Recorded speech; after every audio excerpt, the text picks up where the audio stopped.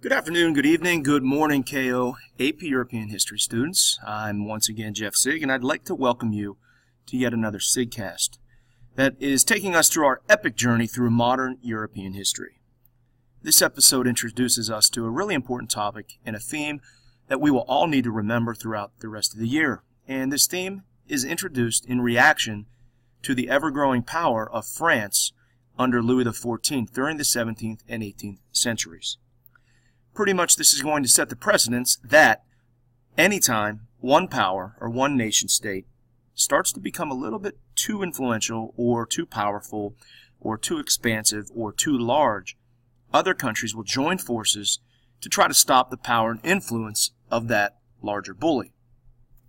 This concept is known as the balance of power, and that is the theme of today's episode, and I hope you like this episode. You see, throughout the 18th century, European powers frequently fought among themselves, as well as with the outsiders like the Turks.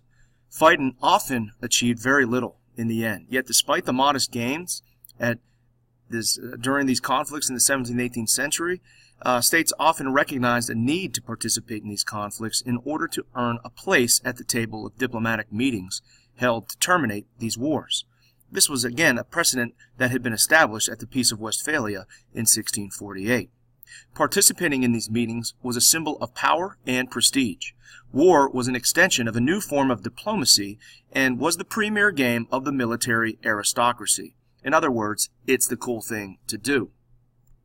The development of an organized standing army and a military hierarchy was established as European powers went through the centralization process. The grandeur of beautiful uniforms and strategic battlefield maneuvers reflected the aristocratic urge to manipulate a controlled world.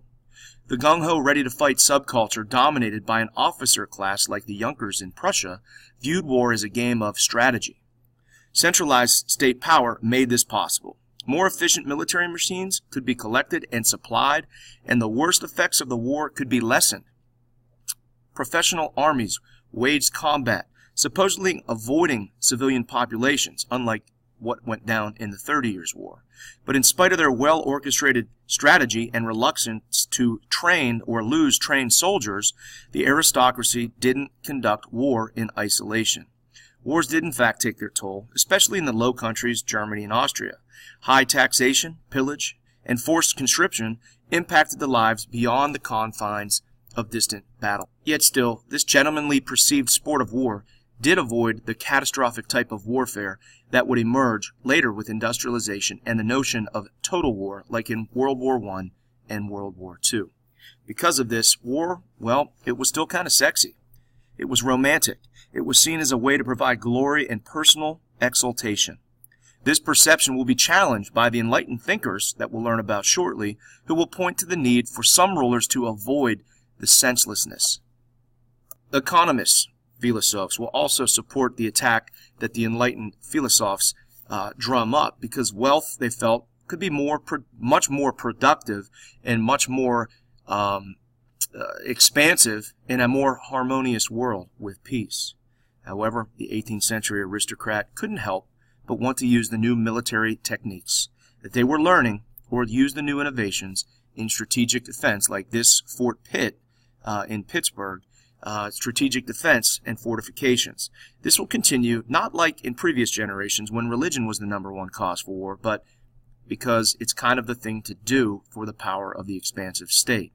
This will continue because it was more of a game and a sign of prestige.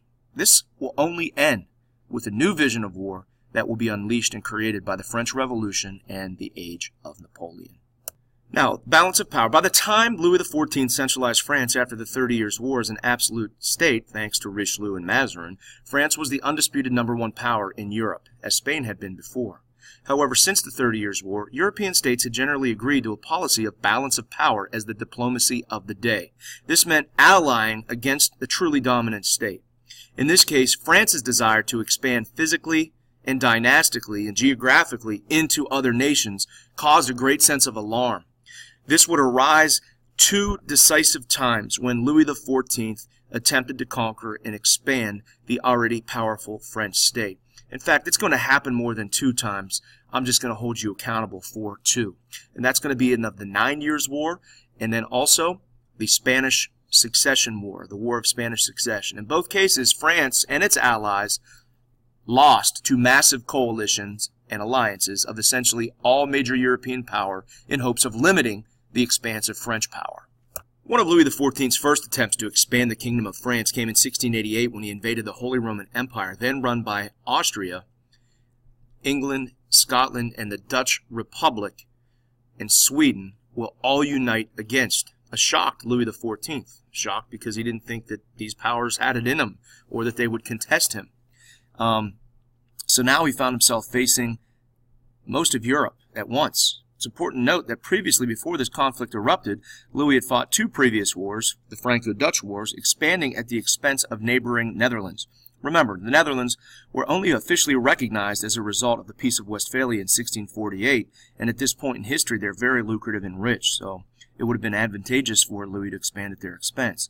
Louis attempted to tap into this resource, no doubt. Both times produced mixed results, but Louis made some gains territorially and was driven to accomplish more. The Netherlands had had enough. So what we have with the 9 Years' War, was also known as the War of the League of Augsburg, began when Louis sought to expand his kingdom in 1688. Again, what's going on in the world at the same time? The Glorious Revolution. So this might be a good opportune time for Louis to do things without the help of the English. And so they invaded both southern Netherlands and into the Holy Roman Empire, which was run by Austria. Note, this is before Maria Theresa and Joseph II. Despite the odds, France was actually better on the field than most of these powers. However, the navies of the English, who did get involved, if you remember, why would the English get involved? Because they got a new king, and his new king is named William III. Where's he from? The Netherlands. So the navies of the English and the Dutch were able to strangle the French economy. Remember, Louis focused in his centralization process solely on the development of his military, not so much the navy. So this conflict and this rivalry that is renewed between England and France is kind of something that's going to last until Napoleon's defeat in 1815. Some view this era of 1689 to 1615 as a second 100 Years' War.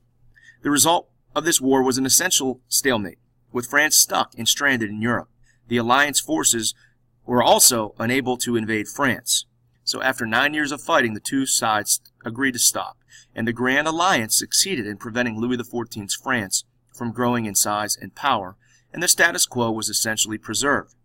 This war was actually considered a world war, as it was fought in Europe, India, and even North America, as the American colonists called it King William's War.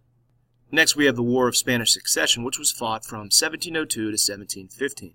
And in 1700, the King of Spain died without an heir to the throne. So that brought in a new king, Philip V. Philip, ironically, was also the nephew of Louis XIV. And it was assumed that he would be granted all Spanish territories. So therefore, the European powers became alarmed. They feared that Louis XIV would now consolidate the thrones of France and Spain, thus creating a monster powerhouse that would upset the balance of power.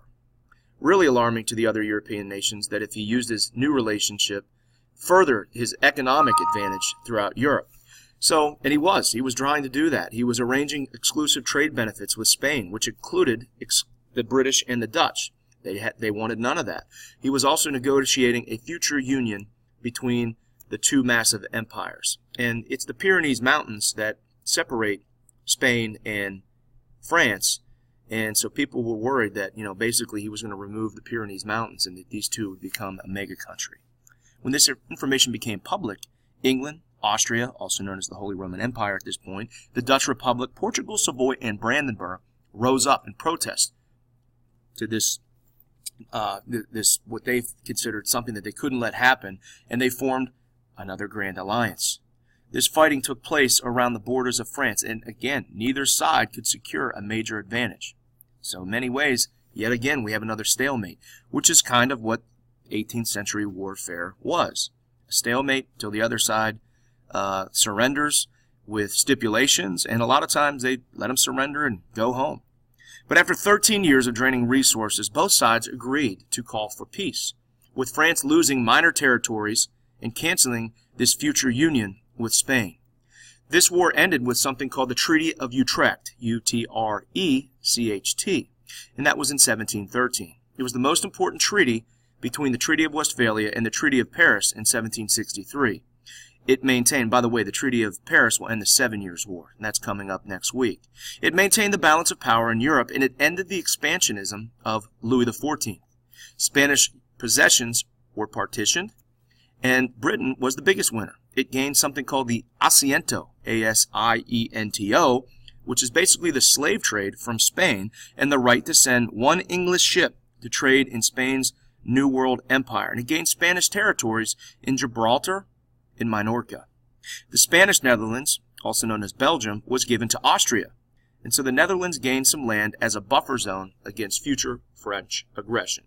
So again, all sides kind of got some things, and in return for their participation, which kind of made it a legitimate reason to fight in these wars, and the clear-cut loser of the Treaty of Utrecht was, in fact, Louis XIV.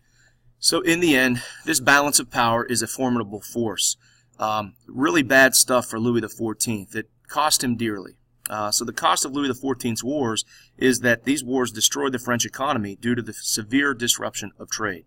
20% of French subjects died in Louis XIV's wars, and there was the debt that was kind of insurmountable. Huge debt would be placed on the shoulders of the Third Estate. Remember, the Second Estate, the clergy and the nobility in France are exempt from taxes, so they're going to have to raise taxes and continue to raise taxes on the Third Estate, and obviously this is going to bankrupt France. So these financial and social tensions really start to sow the seeds of the French Revolution, which we'll cover later this year, which happens later in the 18th century.